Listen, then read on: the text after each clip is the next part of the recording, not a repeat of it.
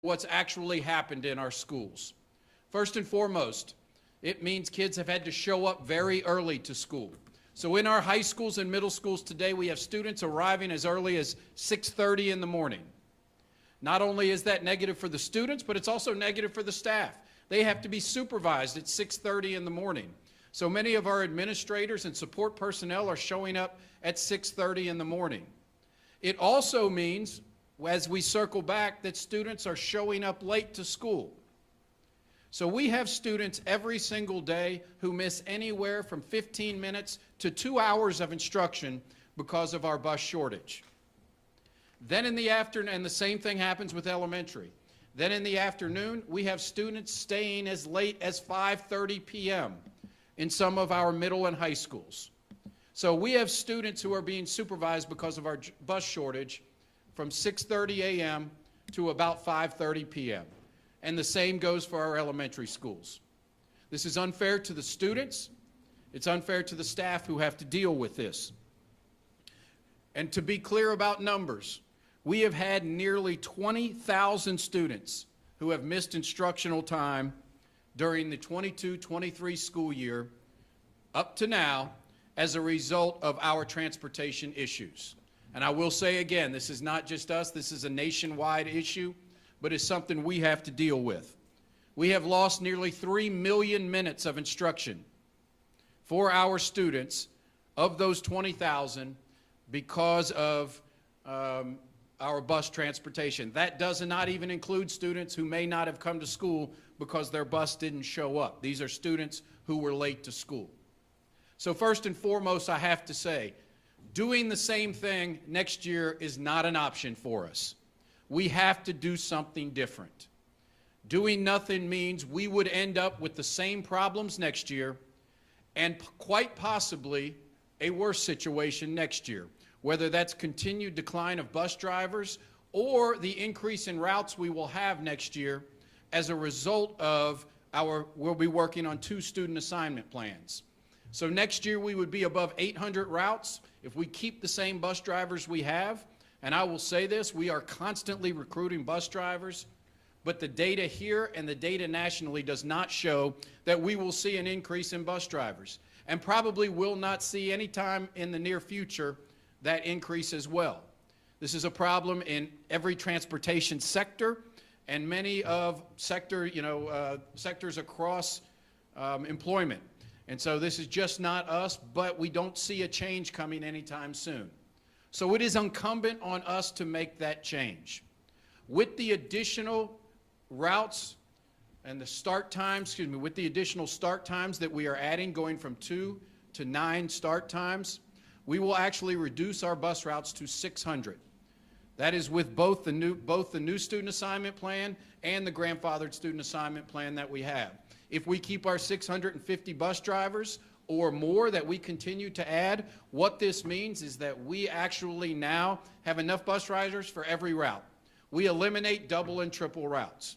Kids will get to school an average of 14 minutes before the start of school. They will leave at the latest 14 minutes after school.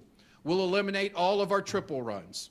Most, if not all, of our double runs will be eliminated. Therefore, this is the answer for our transportation issues. This solves the problem. This ensures that every student is picked up. This plan actually ensures a shorter time on the bus for our students, from an average of 29 minutes to 27 minutes. This is not adding substantial number of students to each bus. So it is solving the problem that we need to have solved. It is impacting positively students to make sure that they get to school on time and are there for every class. And it also makes sure that our staff is not having to supervise kids for 11 hours every single day. At Stewart Middle School this afternoon, there will be several hundred students waiting in the gym for buses to come back and get them. That's unfair to those students, and it's unfair to the staff of that school. We have to make a change. And so when I say we have to make a change, we could also look at some other alternatives, like other districts have done, which is to eliminate transportation unless it is a reside school. So magnets would not receive transportation. We only provide transportation to our reside schools. Free and reduced lunch students may be the only students who receive transportation. This is what other large districts are doing across the nation. We did not want to take those steps. We want to make sure every single student in Jefferson County has transportation to their schools. But we also have what our consultants noted as probably the most accommodating transportation system in the United States, with the shortest door to bus stop from the student's door to their bus stop of being an average of 0.14 miles, which is just a little over a city block, to making sure every student has the same bus in the morning and afternoon. That adds about, it's called mirroring, adds about 20% routes to our total system, to making sure that every student gets transportation to nearly any school that they want to attend. There are a few exceptions about that, but we provide transportation to nearly every student, and we want to continue to do that. So first and foremost, the why of this and how we get to next year, these 9 start times completely solve our issues around transportation. I can't say that clearly enough. If we do nothing, I'll be standing in front of you next year talking about delayed buses, students missing instructional time, staff having to stay after school. That is a definitive. There is no doubt about that. If we do this plan, then that will not be a story that you all will be covering next year. Secondly, I want to talk about later start times. As I said, when I went back to my State of the District address in 2020, I talked about how important it was for adolescent students, specifically grades 6 through 12, to start later. You would be hard-pressed to find a child psychologist, a pediatrician, who would debate that need. Our students right now, 6 through 12, for many, many years, arrive at school at 7:40 in the morning. That means many of them are catching a bus as early as 6:15 in the morning. Research is clear. This is not healthy for our students. Right now, it is negatively impacting attendance throughout JCPS. If we just take our reside schools, the vast majority of 6 through 12 schools that we are looking to change time to an hour later, right now, 45% of that student population, middle and high school, is chronically absent, meaning they are missing 18 or more school days a year. There is no way our schools can be successful improving student outcomes if a student is missing 18 or more school days a year. Now, there's a multitude of factors that go into that. That is not just about start time, but research is clear. Early start time negatively impacts student attendance. So our neediest students, nearly 37,000 students in these schools, are going to school every morning at 7:40 a.m., meaning they start school or they wake up in the morning 6:15 every single morning. Coupled with our student assignment plan, if those students, many of them miss the bus, they have no opportunity to get to school. This is a recipe for disaster when it comes to student outcomes. And it is imperative for us to make a change and for everyone to recognize this. Let me be more clear about some research on this. Journal of School Health in 2022 said the following: later secondary school start times is a significant policy shift that not only improves the health and well-being of adolescents, but can also equalize sleep duration and minimize stress for teachers, as they also get to sleep as well. Further, a University of Washington study found that studying schools in Seattle, when they moved back start times for middle and high school, students got on average 34 more minutes of additional sleep every night. Now let me be more specific what they said. Student sleep went from 6 hours and 50 minutes a night to 7 hours and 24 minutes a night. I think if you talk to pediatricians, they would say 724 is probably not enough. But we would all say for grades 6 through 12, 6 hours and 50 minutes of sleep is not adequate for our children. Here's what they said. The study found an improvement in grades and a reduction in tardiness and absences as a result of shifting start time. The study also showed a link between getting more sleep and positive academic performance. With this change, we will have approximately 30,000 of our highest need students, grades 6 through 12, now moving back an hour to 8:40. So the research is clear. It improves attendance, it improves the tardiness, it improves health and well-being of students, and it improves academic outcomes. When research says that, it's something we have to act on. You know, if we do not act on that, we are not doing our job. Several other states around the nation have already passed statewide laws that said middle and high schools can't start till after 8:30. And so I know California has done that, Tennessee is exploring that, many other states. We are taking this action because it is what is best for our students. So finally, I will say this. I know that changing start times we have about 19 schools that aren't changing. We have 83% of these changes that are less than an hour. But I also know it is difficult for families to make changes. I'm a father. My daughter's a senior, so she won't be impacted by this. But I also know changing times is challenging. I know when she went from elementary school, starting at 9:05 to 7:40, that's a change. But this is what is right for students. This will positively impact students. The 20,000 students who are late to school will now be at school on time every single day. They will leave right after school. The 30,000 students that are getting an extra hour's sleep will improve attendance, will improve tardiness, and will improve academic outcomes.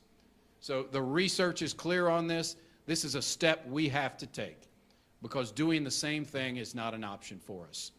I'm really pleased with this plan. I know it will be challenging to implement, but it's what is right for the students of Jefferson County. Happy to take any questions that you have. Why did you not move all high schools and middle schools back an hour? There's still 20 that are still starts at. So our first and foremost goal with magnets, those schools that parents choose, we want this to be a part of the process that parents choose. So first and foremost, it was our magnets we have to have down to 600 bus routes. In a perfect situation, we would have all of our middle and high schools at 8:30. But coupled with the transportation issue, we have to get down to 600 routes. That was our cap. We told our consultants, Alpha Route, that we needed 600 routes. That would solve our transportation problem. So we knew it wasn't going to be impossible to get every school. Our focus was to try to get the choice schools, so a parent, when they are enrolling their child for middle or high school, they can say, do I want a 7:40 start time or an 8:40 start time? Every parent will have that choice. We have 4 or 5 middle and highs that are left that are at 7:40 that are reside school. Our goal will be to continue to work on efficiency and hopefully move them to 8:40 after 1 year. Can't guarantee that now, but that's what our goal is to do. But eventually what we want, inside of clusters for elementary schools, there's a multitude of start times. Middle and high, magnets and choice, those that are saying, I've got to apply to go there, a parent will know that's an earlier start time. If I don't want that for my child, I can go to one of the reside school, which every parent has the right to go to. So really, we want the start time to be a part of the choice process as well, what works best for families. For parents who have kids that are possibly in the future going to start school later at 9 or 10 a.m. and they have to go to work really early in the morning, what would you say to those parents who are concerned about how they're going to be getting their kids to school when they're already having to be at work? Yeah, well, what I'd say right now is many of those kids are arriving after 9:40, and they're staying until 5 and 6 o'clock at night. And so you could talk to any of these principals who are dealing with, and so I've reiterated this, start time is actually when the kids show up and when they leave. And so whatever we put on the books, and when the bell rings, we can say that's the start time, but that's when the students actually arrive and when they leave. And so we have kids arriving at 10 o'clock today to school, and we'll be there till 5 or 6 o'clock at night. So first of all, that's actually our start and finish time. We've met with CEP. We're going to collaborate with them. We're obviously going to have to change CEP, so there may be some sites that have more intensive morning time, more hours for morning, and some for afternoon. That will be inside of every cluster. So CEP is going to be an important partner with this. But it's also important to know that if families need to, once again, we have multitude of start times within each of our clusters. So if a family just can't make it work and they have a 9:40 start time, now all K through 12 is 9:40 or earlier. So I want to reiterate that. There is not a K through 12 start time that is past 9:40. But if we need to, we'll work with families during the transfer time to get them to a school. Now, what our survey tells us is most families love their elementary school. And so I understand that. They want to stay there. But if it just can't work and we can't get CEP to be a match, which we think we can, then we'll work with families to meet their needs. Can you explain the CEP process, what that would look like?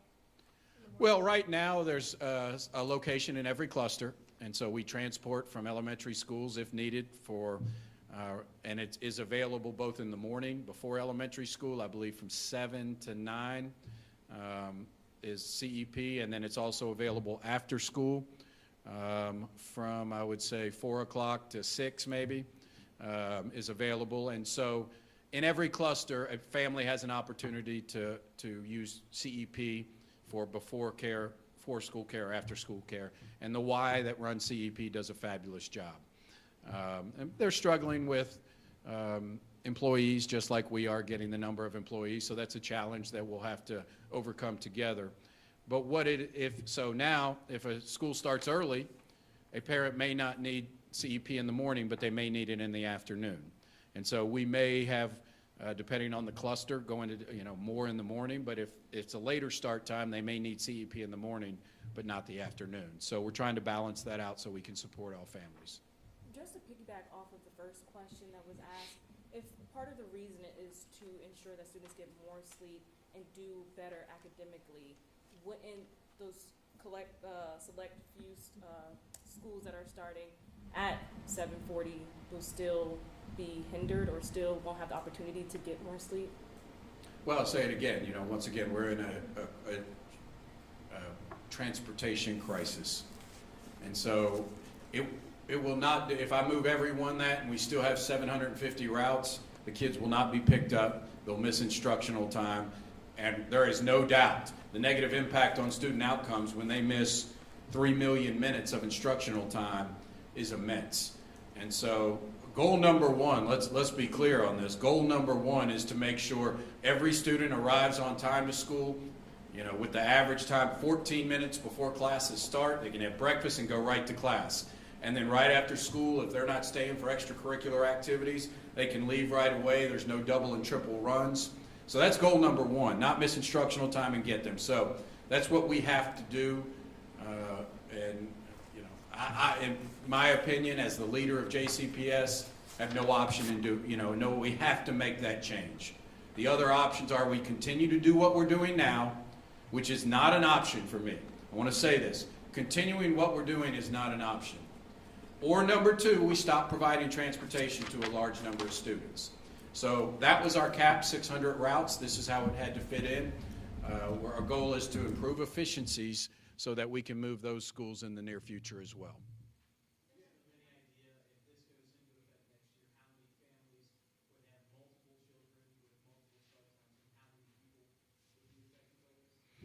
I can't say I have a total number of multiple start times. I mean, most of our families have multiple start times right now. So if a family has an elementary child and a middle or high school child, they have multiple start times right now. They have a 7:40 and a 9:05 start time. So I think that is something we have to do. And we really, guys, have to look at, we have to look at what other districts are doing. I know change is hard. This change should have been done 15 or 20 years ago. But here we are right now dealing with the consequences of no change.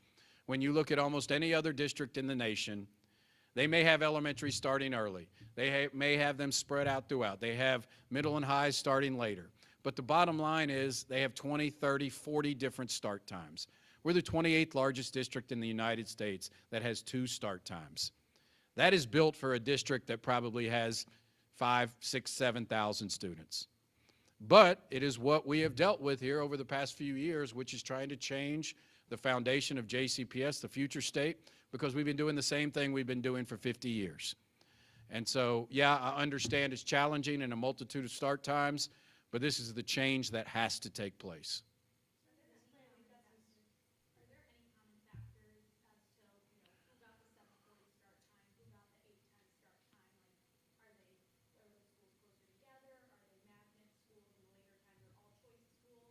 So we have a system here called depots, so it's important to understand the depot system.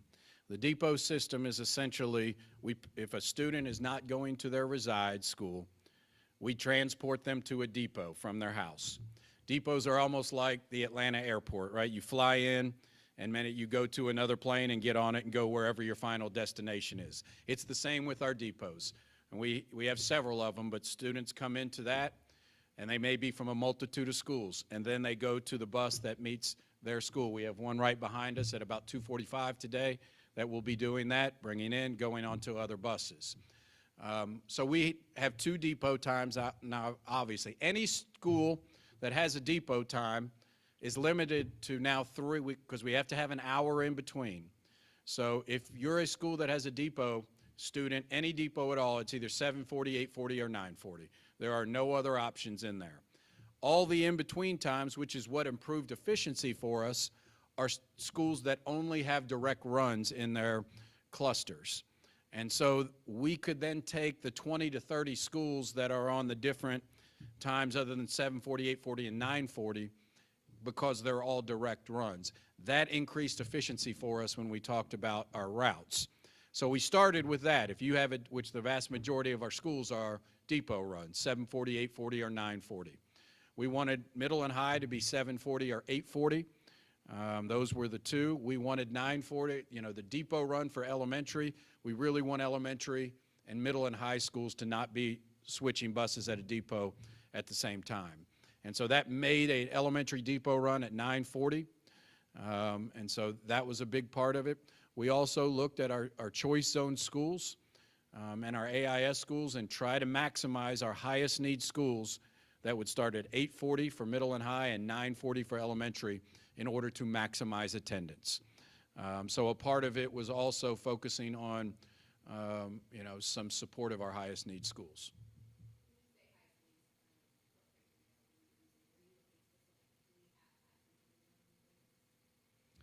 We were looking at AIS schools and our choice zone schools. If I read that correctly before, the distance to walk to the bus stop on average, while still not high, it doubled. Is that because the highest that people have to walk are so high? Can you explain that why? Yeah, so most districts, if you start polling in the Commonwealth of Kentucky, and the law says, it's like 1 to 2 miles based on age, and you will find most districts in around the country, they may not even go into a neighborhood. The parent has to get them to the edge of the neighborhood, and that's where they'll pick them up. These are steps districts are taking across the nation. And so the more bus stops you have, the longer it is going to take to complete routes. I mean, it's just as simple as that. And so right now, we are nearly providing door-to-door service. And so when we look at the data, it's the vast majority of our students, the vast majority of our bus riders will still be less than a quarter of a mile. So you're talking 2.5, 3 city blocks is what we're doing. But if we're going to provide efficiencies and reduce routes, these are some of the steps we're going to have to take. Or the other option, once again, and let's continue to focus on what the other option would be, we stop providing transportation to all students.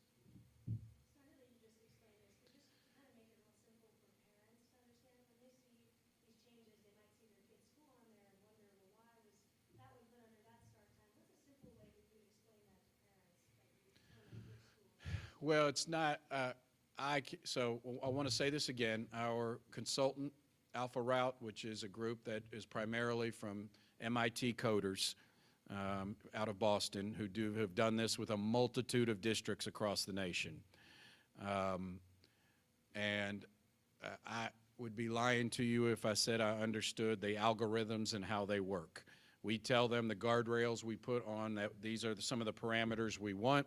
We want transportation for all of our kids. We don't want an increase in buses, bus routes. These are the numbers of routes we want.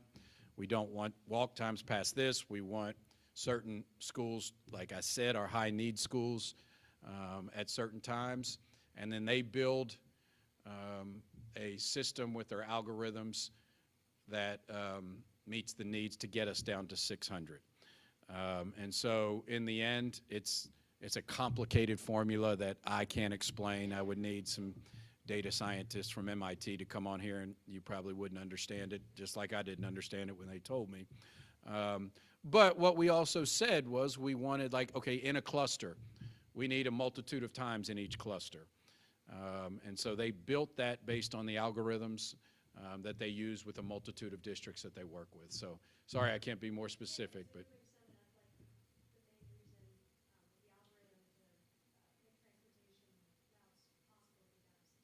to make it more efficient, correct.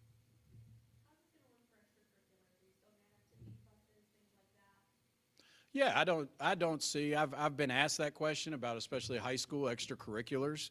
I don't see that being an issue. We finish at 3:20. Actually, as a former coach, I would probably appreciate that more. It's less time in between the end of school and games that you're watching the kids and waiting to load the bus to go there or have a game or practice. So, you know, I would appreciate that. And I would say, you know, let's look at the districts around us. I think Oldham County finishes at 4 o'clock every day, and somehow they still continue to have extracurricular activities, and we play them in athletics. So it may require a slight adjustment to some of the sports, but I just don't think sports or extracurricular activities are going to be an issue because our latest high school and middle schools finish at 3:20. Oh, yeah, that won't change at all.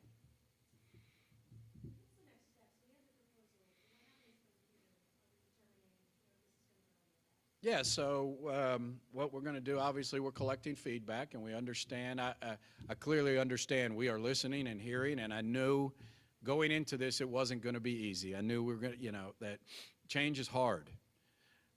I'd ask the community and everyone to look at this from a collective perspective of 96,000 students and how our students are being impacted negatively right now. And so, you know, if we're going to be successful as a community, I think we have to look at our district as a whole and say these are 96,000 students in our community. Yesterday, I spoke at a convening that many of you covered on youth violence and disconnected youth. You know, disconnected youth, one of the #1 factors in disconnected youth is school attendance. We get kids to school more often, get them connected to school, the likelihood they're going to be successful dramatically improves. So this is one of our things. We got to improve attendance. But we're going to get feedback. We understand. The hard part about this is like a giant puzzle. So it's not easy just to move one school around. But we are going to get feedback. We're going to have some town hall meetings. We're going to have at least a couple of sessions with our board, public sessions to discuss and answer questions.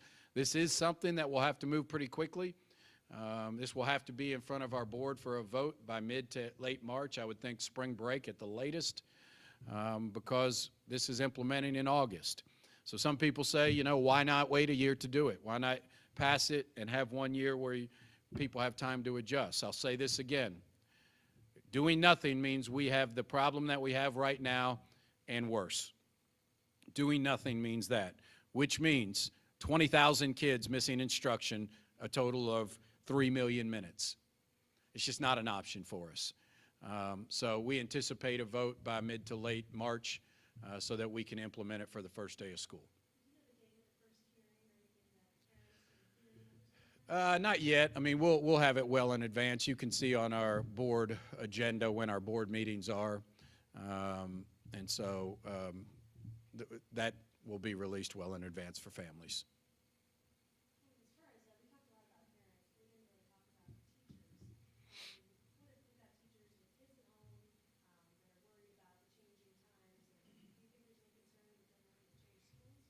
Yeah, sure. I mean, we work with JCTA and our other union partners for all of our employees to share this with them and to work on ways that we can support. So once again, within clusters, you know, we have a variety of I think elementary will be the biggest change from what we see. So, you know, I think from what we've seen, most middle and highs will be able to, you know, work either 740 or 840. But I know the elementary is a big change for folks. And so we are working with JCTA to say, all right, first of all, the transfer window is still open, so, and really hasn't opened yet, excuse me. So teachers have time right now to look and see what school, if this doesn't work for me, what's a school that I would like to apply for that has a different start time. So once again, wide variety of elementary start times. And then if they're not selected at any of those schools, we will work with JCTA on overstaffs to say, let's pair that teacher with a school. If they just absolutely cannot make it work, let's get them in a spot they can work. It's not good news, but I guess silver lining, we have plenty of vacancies right now that we can find places for teachers to place them in spots where the time will work for them.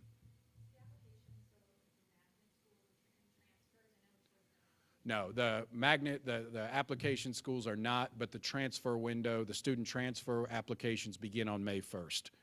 So we will honor that with families who just can't do that start time. So they will have an opportunity to address that. If they've chosen one that just does not work for them, then we will work with them at the May 1st start of the student transfer window. Last call. Thanks, guys. Appreciate your time.